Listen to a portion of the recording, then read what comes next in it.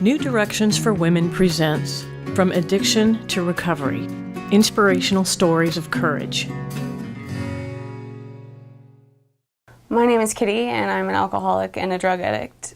I was born in rural Louisiana and moved to New Orleans when I was 3. I'm the youngest of 3 girls, and my mom kind of ducked out of our lives when I was a young child, around 3, so it was my 2 sisters and I and my dad. And I had a great childhood, I really did. I went to a really great school. It was all girls, and I loved it and really thrived there. And my sisters and I were extremely close to my dad. And I was a pretty good kid, you know. I was a great kid in high school, did really well in school, loved school, worked really hard, and had, you know, a really good time. When I was a very young child, about 5, I experienced some abuse in my family, and that, you know, kind of stuck with me for a long time. I didn't tell anyone, I didn't talk about it, but it very much informed who I was. So all of the doing really well in school and being kind of the perfect kid was a way to sort of distract from what I knew and the feelings that it made me feel about who I was and what that meant. And so on the outside, I had to be this, you know, like cheerleader perfect, not really a cheerleader, I was not a cheerleader, but this kind of perfect kid that never did anything wrong, and kind of the savior of my family for a long time. And then when I was in college, I was having some health problems with my stomach, and I got prescribed pain pills. And up until that point, I didn't really do drugs. I didn't, you know, experiment all that much as a, you know, adolescent or young adult. But the minute that I found pain pills and they were prescribed to me, I was like, this is the answer to all of my problems, because all of the emotions that I was keeping inside and not talking about, the pain pills made that go away. And I could be this, what I felt like, very like high functioning, you know, person who could just, it made the emotions easier to swallow and easier to deal with. And so I fell in love from day one, and it got pretty bad. You know, I started overtaking them very quickly. It wasn't a long progression. It was bam, you know, and it was off to the races. And I became a very heavy pain pill addict, and I hid it. I pulled off hiding it for not very long because my downhill spiral was really pretty fast. And I went to treatment for the first time at age 23. And I won't mention the name of the place out of, you know, whatever, but it wasn't founded in AA. It was kind of this, I don't even know what it was, but I learned nothing. I had a great month-long vacation, got out, stayed sober for like 2 weeks, and went back to using pain pills really heavily, and that ended pretty much the same way. You know, my family kind of came to me and was like, Kitty, it's time for you to go get some help again. I did, and that was the first time that I was exposed to AA. Gratefully, I wasn't really ready to hear the message, but the treatment center that I went to did share it with me. And so I tried again to get help, and that didn't last long. And then my dad died, which was really hard because he was kind of the one really stable thing in my life, and he got really sick, and it was a really traumatic time for my family and myself. You know, unfortunately, where I was in my addiction at that time, like, I wasn't able to be there to help them, and I was just a mess, you know, just a disaster. And after he died, I got pretty bad again, went back to treatment. I've been to a lot of treatment centers, and some of which are, you know, the best in the country, supposedly, but I didn't stay sober after I went for the 3rd time, and I just wasn't ready to do what I needed to do, and things hadn't gotten bad enough for me, you know. And so after that treatment center, I started using heroin, and that was the first time, you know, that's, my pain pills escalated into heroin, as it often does with people, but and that's when things started to get just horrific. And I was isolated from my friends and family. I had no friends. I wasn't talking to my family, my sisters, who were my truest and deepest friends in this world. I had no relationship with them, and I was dating this guy, and it was just all bad. And, you know, we ended up, you know, living out of hotels and just things that I never thought that would happen to me or that I was capable of doing. I never thought my life would look like that, and it very much did. And I heard people say all the time, like, you haven't done that yet, or you know, those things haven't happened yet. And I never believed that they would for me, but they certainly did in ways that, you know, I couldn't have even imagined or dreamt of. And what brought me to New Directions for Women was God. Certainly it wasn't me. And I found myself in a hotel room just left with really two options, I thought. And one was, I'm going to kill myself, and this is all going to be over because it's too painful and too lonely. And that sounded like a pretty good option. But then something inside of me was like, I need to call for help one more time. Like, I need to give this a shot, or myself a shot one more time. And I did. I called my mom and I said, I need to go. I'm ready to go. And I randomly Googled, you know, treatment centers in Southern California and found New Directions website. I loved the fact that it was all women. I went to an all-girls school, like I said, and I just think that truly beautiful things can happen when women come together to help each other. And so that really attracted me to it. And I was in this sort of, you know, daze really, but I was like, okay, that's where I'm going. I'm just going to do it. A couple of days later, I was on a plane, and then I was here, and I can't even express how my life has changed since that happened. You know, I really can't. I'm so grateful that this is where I ended up. That was certainly a God thing. I mean, I would have gone really anywhere. I was so desperate, but this sort of met some of the criteria that I wanted, and it just, something about it, I was like, this is it. And it certainly was.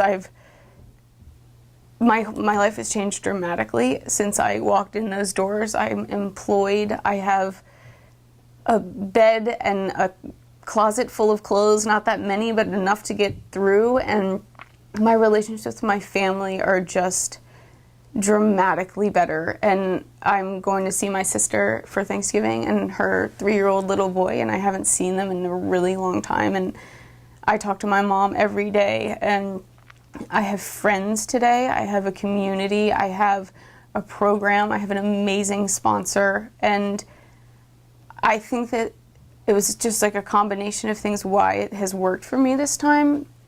One of which is just where I was in my journey. Certainly, like, you have to get to this place of willingness, and that usually takes some pretty deep beatdowns, and I certainly had that. But it was also, and I think the God part of it was that I ended up in New Directions for Women, and the amazing things that happened to me there, that I saw happen there, and the healing and the love in that place. And again, I've been to many a treatment center in my journey, and this one I've never felt more truly cared about than I did here, and still do. I go back every week for alumni. I won't miss it. I'm still very much friends with and in touch with the women that I went through treatment with, and every time I walk back on that property, it's with a sense of deep gratitude and true kind of humility and just wonder at, I mean, that place is sacred ground to me. It really is. It saved my life. It saved the lives of my family. It saved my relationships with myself, with God, with the people that I love. And I would do anything for that place, and I hope to continue to go back there for as long as I live, really. I'm just tremendously grateful for the people, for the program, and for what this place enabled me to do for myself. My mom and dad got divorced when I was 3, and she was decided that we would live with my dad, and she was always in my life, but, you know, sort of from the outskirts, and she wasn't a part of my daily existence, really. And that was the way it was for quite some time, and it's kind of hard to explain how it all has worked out the way that it did. It's kind of a beautiful story, really, but I had to sort of, over time, come to a place where I was willing to accept what she had to offer, which turns out to be a tremendous amount. You know, she has been on this journey, especially my journey, of addiction through the whole process, every step of the way, in healthy ways and in unhealthy ways. You know, she's enabled me a lot. She will say so herself, and I have took advantage of that for a long time, but as I've gotten healthier and our relationship has gotten healthier, it's just this, and my willingness to forgive her and to go through that process of, you know, understanding that she, and so am I, are very much just human, and we make mistakes and we hurt the people we love the most. That's often the way that this works. And so through this healing process of mine, our relationship has taken turns that I really never thought was possible. I mean, we talk on the phone every morning at the same time, and some of that is because, you know, she still needs to know that I'm alive and okay every day. And that's fine. I will happily do that, considering what I put that poor woman through. But it's less about that now, as just, how was your day yesterday? This is what I did.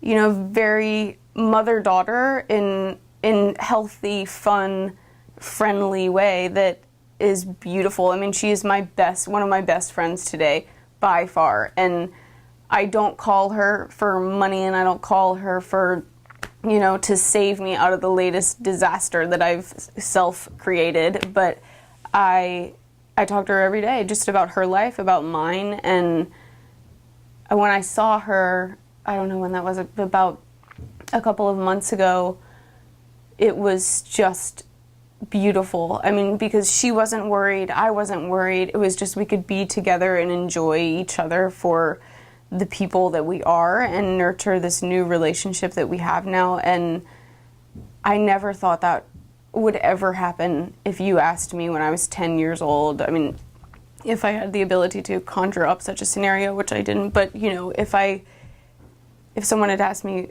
if my relationship with my mother would ever look the way that it does today, I would never have been able to even believe or hope that it would be as good and as rewarding as it is.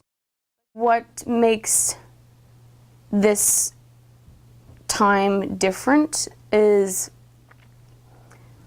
again, I think some of it was just where I was in my life and in my addiction and the places that took me, but also just, I guess I got to a point where finally I was actually willing to do what people suggested that I do. I mean, this isn't the first time that I've gotten these suggestions, like get a sponsor, go to me, you know, all of that stuff. I've heard that before, but what feels different to me is that there hasn't been a single thing that someone suggested that I wasn't like, yes, I will absolutely do it. And some of that is because I'm afraid. In the beginning, it started out as fear of going back to what my life looked like then, or when I was in my active addiction. I just didn't want to go back there, and I'd do anything. Finally, I got to that place. I'll do anything you tell me. I swear I will.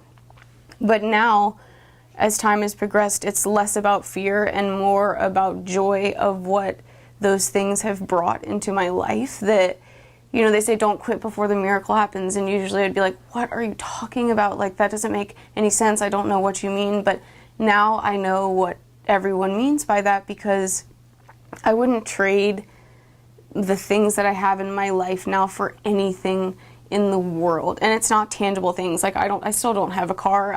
It's like my life is still a little bit,